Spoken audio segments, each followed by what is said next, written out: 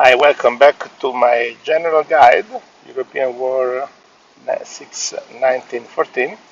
So we've done the general tips in the green tier in part 1. In part 2, let's look at the second tier, which has the blue lines. As usual, I already said that I do not recommend you to use infantry generals, so I will not comment on them, and it's actually they're all infantry. I mentioned last time Carol is a decent one to have if you want,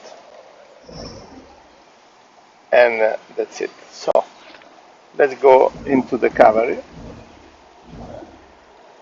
We start with the Todorov. Todorov is a good buy. First, it's free. Second, you will use it in a couple of missions in history mode. Third, he has a good cavalry abilities, 50, without any items, so he can be go close to 100. His general ability are weak.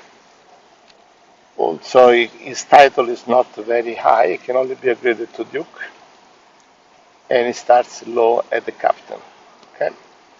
But also, when we look at the strike, the skills, precision strike is useful, and also surprise attack is semi-useful. I mean, not the most important. The other two are really you can go without. Then we look into Krasnick. So Krasnick has a similar cavalry ability, 49, but he can grow up to prince. So that adds up, as I explained in the other video. I mean, this is an important factor. The title allows you to improve over time, and so something worth to have. Then we have Stewart. His cavalry ability are lower, 43, but he's a bit more well-rounded because he also has a 43 general. His title increase is only Duke, so he cannot grow too much. As a reminder, the title affects the general abilities of general, so the first one, to be clear, but also it affects the defense score. Okay, while and the title is linked with the experience. So you see this little bar below the photo of the general, exp. When he gets in mission, he accumulates blue lines, and eventually, once he maxes the bar, you can spend money to upgrade to the next title. Okay, the rank increase your health, and also for that you need the money and also medals to upgrade. Said that, I mean, again, watch my first chapter. It gives you all the overall comments on generals. Then he has Riding Master. That's a good skill to have, and the most important one for cavalry is Cavalry Commander. Okay, so increase the 7 cavalry attack if you increase this to 5, and if you put the medal that in for the Cavalry Commander, you get a significant bonus. Okay, if I compare the cost with the previous one, it's similar, 30,000 coins. But definitely I would suggest to go with Todorov. I mean, he's much better and he's free. I don't think it's worth to spend money on either. Avenescu, he has a lower cavalry ability, only 45. He's a title up to prince, so upgradable, but it's slow, so you have to spend money. It's only captain, and he has only one skill, which is useful, the precision strike. So I would say it's also an average one. Alil Kut, he has good cavalry abilities, up to 54, and a prince upgrade. It's only major, and again he has skills which are pretty useless. So 34,000 coins. Reco, don't use him.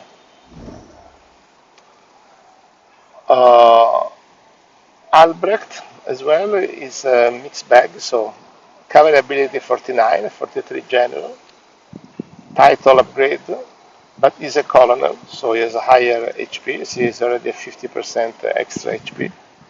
But he has a station, which is a semi-useful skill, and the other plane fighting, mountain fighting are not very common in sailor, totally useless for a cavalry. So again, I wouldn't recommend. These are not good generals.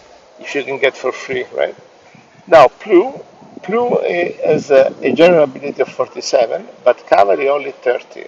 So this is not great, but he has a little bonus. He's a one general available in a history mode.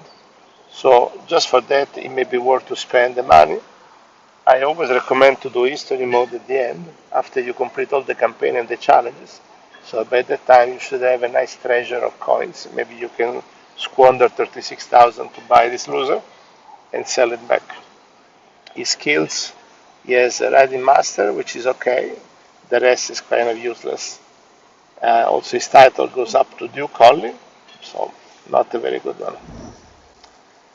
The Archduke Eugene, at least he has a 50 cavalry ability, and he can go all the way up to Emperor, which is a big plus, I think, because then it will really boost your abilities of general with this. He's already a colonel, which is again a good start. He has a precision strike, and then the other two skills are quite useless. 41,000, so the really plus of the general is the Emperor upgrade, for which you need to spend money, by the way, so I'm not sure I would go for it. See, there are much more generals in this game than in World Conqueror, so it takes longer to comment. So I'm really telling you, whenever someone that strikes me, in this case, he has a very high abilities of general, but low cavalry, only 40% for 46,000 coins is too much. Yes, it also can be upgradable to Emperor, so will further boost his abilities of general. He's already general level, so he has a good start.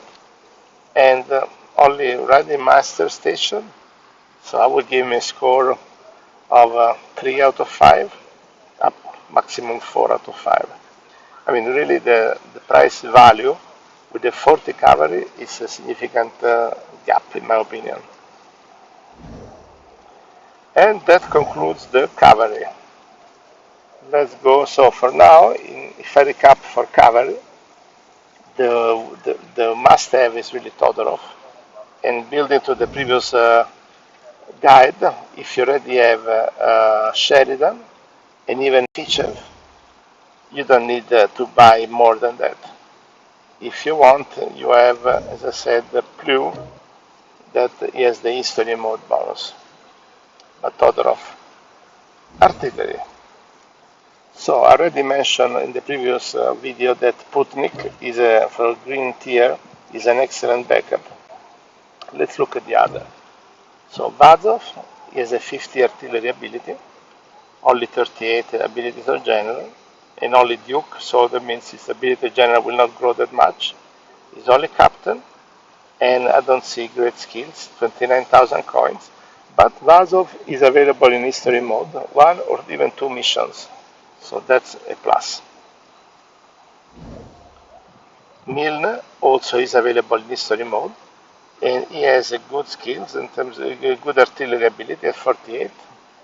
Remember, for a blue tier, you want a 50 plus, so 48 is close by. And also it's important that when I look at the skills, he has explosive, which is very good, and artillery commander, which is the most important. So he has 2 good artillery skills. His rank doesn't go up, as at the Viscount, but he's also used in history mode.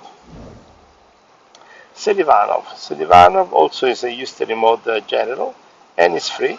So like we saw in the other cases, whenever it's free, always go for it.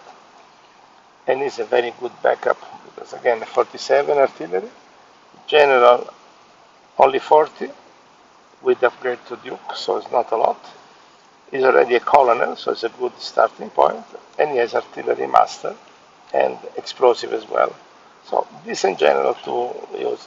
That's why I'm saying no need to spend money in the other generals when you can get for free these guys. George Mead, 45, 32,000, Marquis. He has Artillery Master, and he has a Storm Fortification, which are two good skills, but I would say average. Compared to the free ones, why spending money? I mean, you can spend the coins to upgrade your training, which is much, much more important. Try to avoid spending money for green or blue tier. Focus on the free ones when you can. Mustafa Kemal, 45 artillery, can be upgraded up to Emperor, so this can boost really his abilities of General, and he's already a Colonel, so actually that's not too bad. 37,000 to buy, and he has Artillery Master. And counter attack, I mean, the skills are not that great, no? For so much money, still try to avoid if you can. Otto from below, he has a nice 54 artillery, that's good. And because he can be upgraded to Emperor, he can make up his low abilities of General. He's already a Colonel, and he has Artillery Expert, which is a good one. So, let's say still not impressive, 39,000 coins. But if you want to spend money in a blue artillery, probably is one of the best buy. And then comes Nicolas. He's actually better than Von Below, because Nicolas II is first of all in history mode. And again, I think it's in a couple of missions, so that's a plus. He has a similar high artillery, 55, but also his general abilities are already high, 44. He can grow up to Emperor, he's already Prince, and he's already General, so you have a very nice starting point.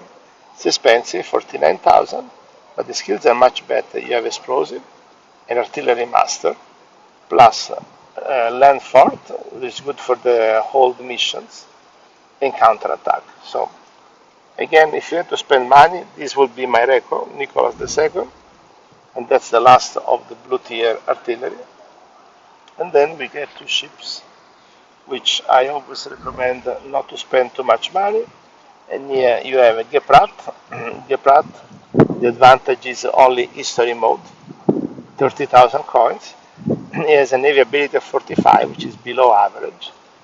And only Duke level is only major. He has a line of battle, which is a good navy skill, and position to a certain extent. But I mean, not outstanding general. Alfredo Acton also is history mode, also similar, 45 navy. He can grow a bit higher, so he can boost the abilities of general. As a reminder, the abilities of general still play into the algorithm that increase the attack output. And he has a line of battle as well. And then alert and counter attack are not fantastic skills, 32,000, so slightly more expensive. You put 2,000 more and you get Hood. Hood also is history mode, so you have all the general in history mode, which is an advantage. He has a lower navy ability, actually only 40, but at least a 50 in general. He can grow up to Prince, and is already a Colonel, so it's a good starting. But the line of battle is the only decent skill, so not worth to pay the premium versus the previous one. And then you have Loaf.